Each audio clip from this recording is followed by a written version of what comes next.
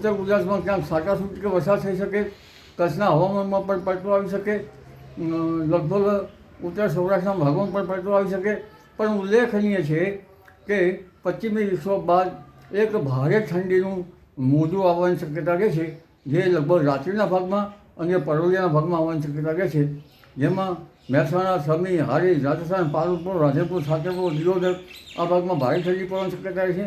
જેમાં રાધનપુર પંજાબ, જેમાં રાધનપુર તેમજ લગભગ પાલનપુર અને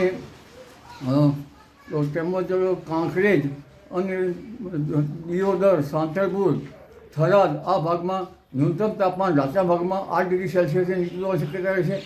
મહેસાણા કેટલાક ભાગમાં 10 ડિગ્રી સેલ્સિયસ નીચું હોવાની શક્યતા રહે છે. કમોસમી વરસાદ, વાયુના તોફાનો તેમજ આંધી 50 કિલોમીટરની ઝડપે લગભગ પવન ફૂંકાવાની શક્યતા છે.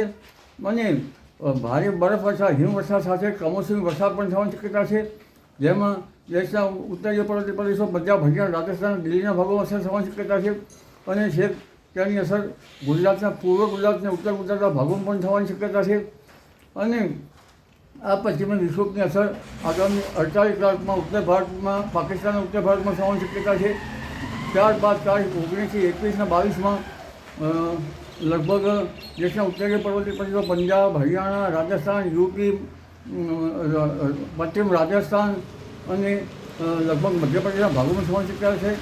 અને આ અરસામાં તેની અસર ગુજરાતમાં પણ થવાની શક્યતા છે, જેથી ઉત્તર ગુજરાતમાં ક્યાંક છાંટાછૂટી કે વરસાદ થઈ શકે, કચ્છના હવામાનમાં પણ પલટો આવી શકે, લગભગ ઉત્તર સૌરાષ્ટ્રના ભાગોમાં પણ પલટો આવી શકે.